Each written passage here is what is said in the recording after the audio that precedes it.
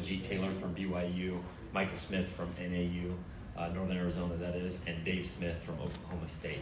So what I will ask, with starting with Dave and then working from my left to right, just opening statement as we did with the athletes.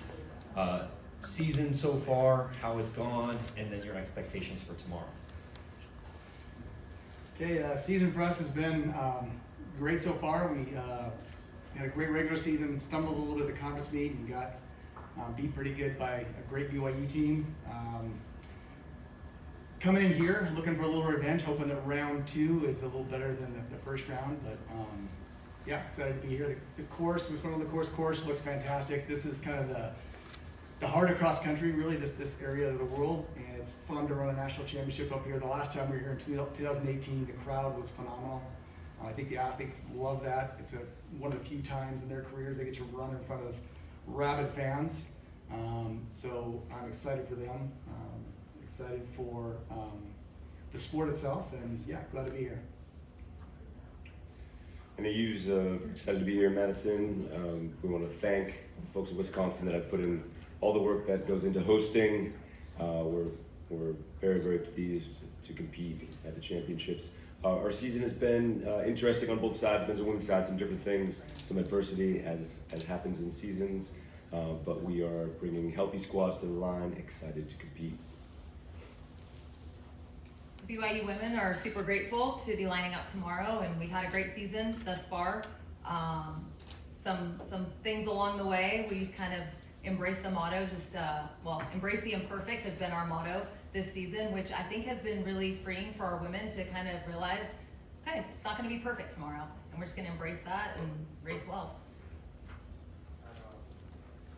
Obviously, for both our squads, men and women's squads, competing at home on this fantastic course with this beautiful weather, we're more than excited. It's buzzing for the last couple of weeks, ever since Big Ten championships. We're really looking forward to getting after it with both teams tomorrow. Looks like the weather's going to be perfect, so we're very excited about hosting this meet, having you all here. I don't think we've ever had a press conference like this before. The pleasure to be in this esteemed company up here, crash on our party, and let's bring it on. It's going to be a great championship. The fans are going to be running all over the course, waving banners, cowbells. It's going to be crazy out there. Anybody that was here in 2018 saw the spectacular show that we put on. We're excited to put on another great show. Be remiss if I didn't mention some people. I think it's very important. There's been our event staff, Todd Nelson, Beth Klauser, and Katie Petroviak, not to mention our own Mary Griniger and Tom Zimmer. The work that those guys have put in all week, just incredible. Obviously the weather turned nasty 3 or 4 days ago, but those guys were out here for 12, 14 hours a day for the last week, and obviously we all appreciate that.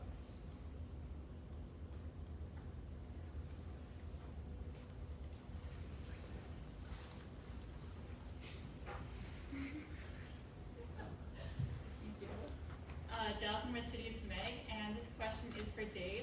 So one of the biggest storylines this season has been the battle between OSU and BYU, and it's going to be pretty close tomorrow. And I guess, what are you thinking it's going to take to win tomorrow, and how close do you think it's going to be? Well, I think, to be perfectly honest, last year I came into this championship knowing who the team to beat was. It was NAU. I think we all knew that. I think they were on a historic run. Still are on it, 8 straight top 2 finishes, including 6 championships. We knew who the villain was. We all knew the bad guy was, right? So it was very clear what we were trying to do. This year I feel like it's a little different. Yes, BYU is the best team in the country right now, but the margin's razor thin. Arkansas is really good. Iowa State is really good. New Mexico is really good. There are a lot of other teams that we shouldn't be sleeping on. I said this at the start of the year that someone asked me, in fact, John asked me what I thought our chances were. I said, well, he tried to get me to say we had the best chance to win. What I agreed to is that we might have the highest percentage, but it's not 50%. If I was a betting man and it was legal in NCAA, I would bet on the field, right? Rather than Oklahoma State. And I still feel that way. I think we've got a great chance to win. But if you're taking all of those great teams and some others that we're not even talking about, I think, it's gonna be close. I don't think anybody's scoring 49 points. I keep trying to convince my team of that we don't have to try to replicate that. Last year we scored 49 points, but we weren't trying to score 49 points. We were trying to beat NAU, and it just happened that way. If we try to score 49 points, all my guys think they're gonna be in the top 10. If they truly believe that, we are gonna be 4th or 5th. We've got to stay in our heads and run a smart, poised, patient race. Jonathan Gold here for Let'sRun.com. Question for Mike. You mentioned some adversity. I guess I was curious, if you could expand on that at all. It seems like your lineups have shuffled quite a bit throughout the season. You've held out some athletes here or there. Are you going to be missing anyone key for tomorrow? And what's the adversity been this fall? Yep. All 4 of us up here would tell you that lots of things come up coaching 18 to 22-year-olds. We've had some non-running related things occur, and then the usual pieces that we would expect with injury and illness. On our women's team, we're missing a key athlete in Allison Churchill, transfer from Florida State. We ran 15-17 last year. Significant athlete that we won't be able to line up. And then we probably had some surprises in our lineups, but we've got a lot of young athletes that just were lacking experience, and so tried some different things throughout the season from a training standpoint, gathering race experience, but we feel like we finalized those lineups now and they're good to go.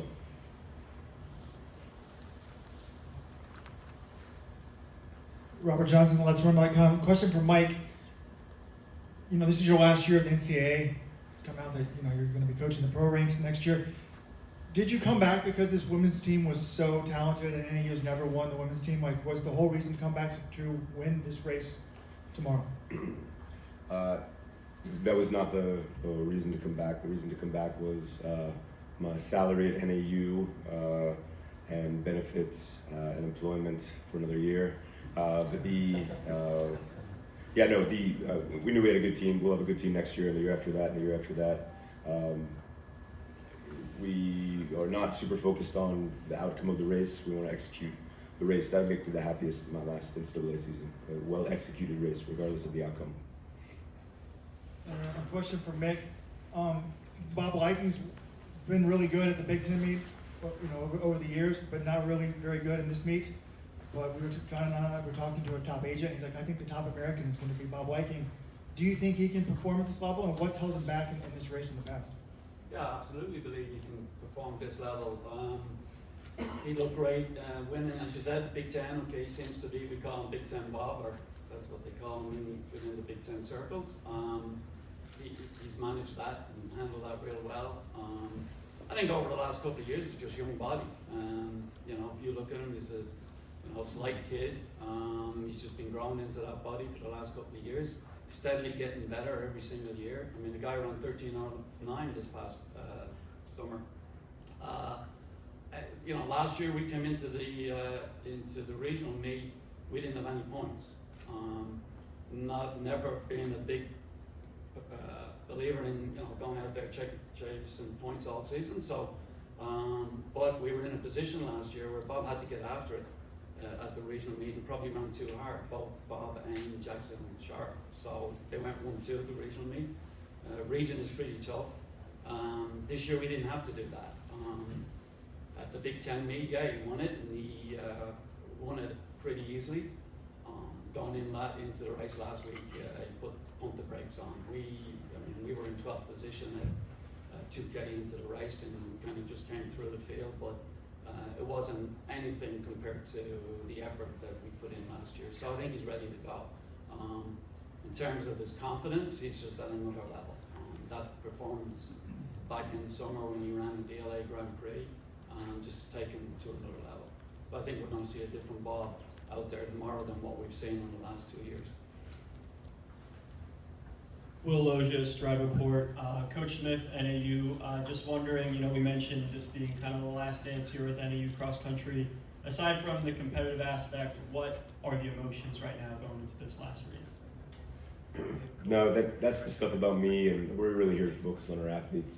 That's worry about that after the meet, but this has obviously been wonderful experience for me. A lot of gratitude to coach at NAU, but really trying to keep those emotions out of it so we can take care of our kids.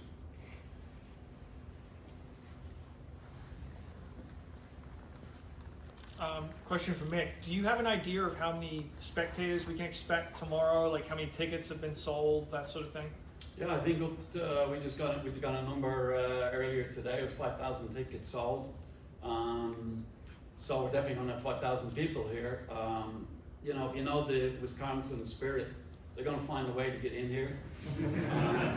Probably shouldn't say that. Is Jeff Nowitzki around? You know, this new development right across the street for pre-nats, a lot of people park over there. We don't advise parking out on PD.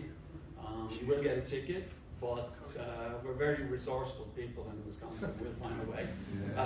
Tim Hacker's notorious for getting a bike crew. He'll bike in from somewhere.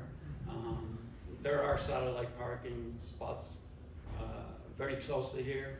Probably shouldn't name any of them, but listen, last time I said it was 8,000. The number on the shuttle buses didn't reflect that, but it's going to be 9,000 people for sure.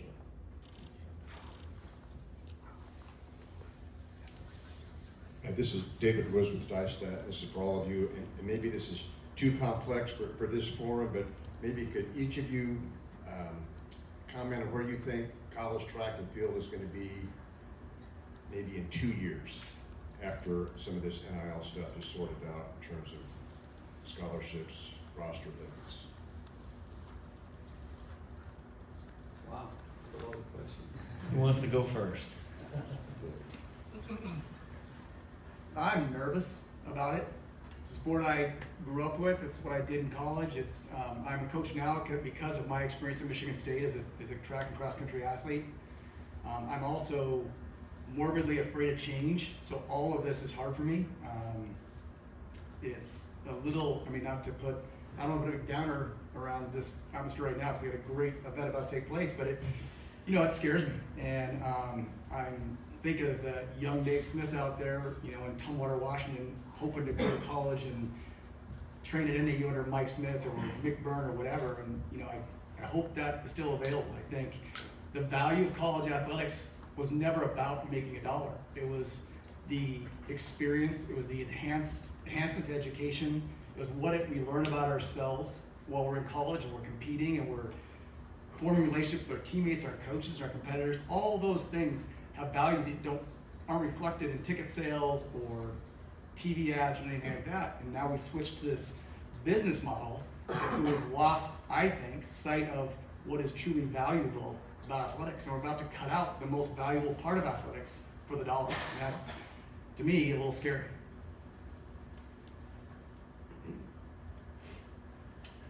I would agree with Dave's sentiments that so many of these unintended consequences are occurring that affect the true reasons that coaches that are sitting up here want to get into coaching in the first place.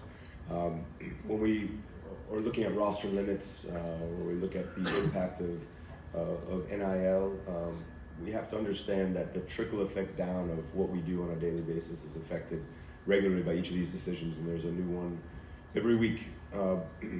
I think there's a lot of passionate people that care deeply about the future of our sport that need their voices heard, and hoping that they'll speak up and be looking ahead to make sure that we can preserve this incredible activity that's impacted so many young people over the decades. I hope cross country is what it is. This is truly the highlight of the year of what we do. It's such a special event, and we hope it looks like this, feels like this in the future. Should I just let the men keep talking, or? Yeah, I think it's an important time for administrators to protect the integrity of our sport. I think it's gonna look vastly different 2 years from now than what it did 5 years, 10 years ago. But I hope it doesn't sway too far and drastic cuts aren't made, to a place where we can't come back from. So I'm putting my faith in administrators that are gonna be making these decisions and hope that we protect opportunity. That's what our sport provides opportunity for student athletes to go then do other great things in life. And if money is the driving factor, it will look very different for us, especially on the men's side. I don't know if I can add anything to it, except, I think Brigitte makes a very important point that this is a time when all administrators need to, examine their conscience. I do fear for Olympic sports. It's hitting home on a very personal level, but I don't want to get into that right now because we have a competition to compete in tomorrow, and our student athletes are going to give it the best they can, but it's hitting home. It's hitting very close to home. And I think this is a time, as the Chief says, that administrators need to look at, examine their own conscience and look at, what is going on, and particularly with Olympic sports.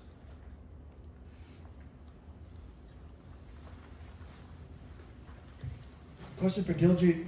I was trying to analyze the women's race. Did I bully you into that? Back to running. I'll talk to you running. I'm the worst. I was trying to analyze the women's teams, and it looks like it's really hard to pick between you, Oregon, and NAU.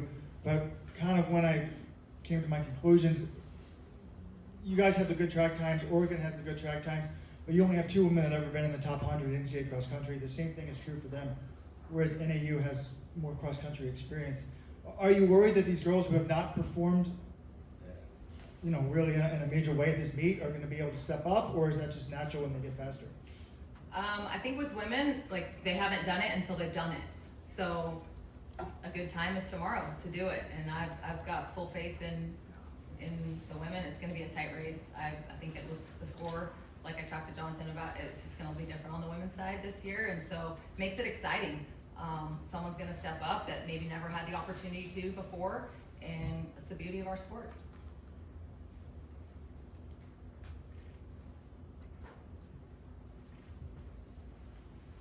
This question is for Diljeet.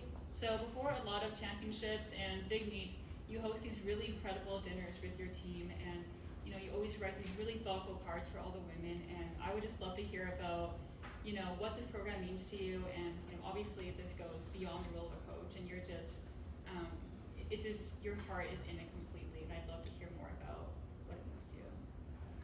Yeah, for me, the program, it's the women in the program, and I know that I'm really intentional about getting great runners to turn into great women and helping great women be great runners. That's ultimately my job as a coach, and empower women along the way.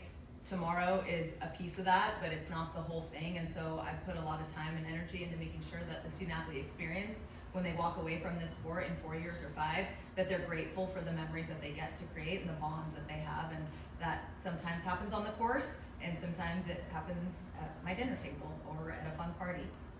But yeah, I think that's a big piece of it, especially at BYU for our women's program. We like to be a little bit different, and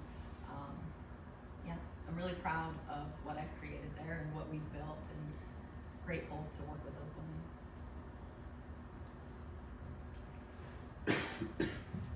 Mick, could you talk a little bit about the kind of home course advantage you guys have, even when there have been so many big races at this course this year and in years previous, so other teams have a decent amount of experience here as well? I think on a very micro level, it's where we train twice a week, sometimes 3 times a week, it depends. That being familiar with the course, the guys laugh all the time when I say we know every blade of grass out there, and it's just standing joke, running joke all the time. But racing on it, it's different than training on it, of course. It's a challenging course. You have to know, I think Dave, or as Mike said, you got to be patient. Patience, when talking 18, 22-year-olds, are not always patient. So it's kind of railing them in, but it's going to require patience, particularly it'll dry out a little bit overnight, but its conditions are very similar to 2018. So, having run on it so much, we do a lot of reps out there. We know the challenging kilometers. We know the parts that are going to kick you in the butt, and just having that familiarity with it, I think, is important.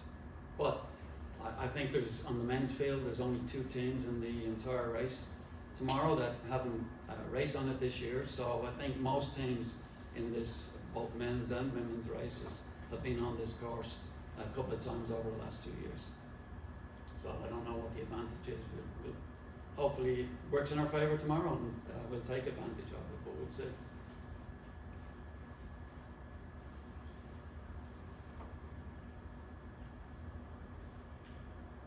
Any final questions for any of our 4 coaches? With that, we do wish all 4 the very best of luck tomorrow, and we'll ask just to take a step behind your stairs or your chairs for a quick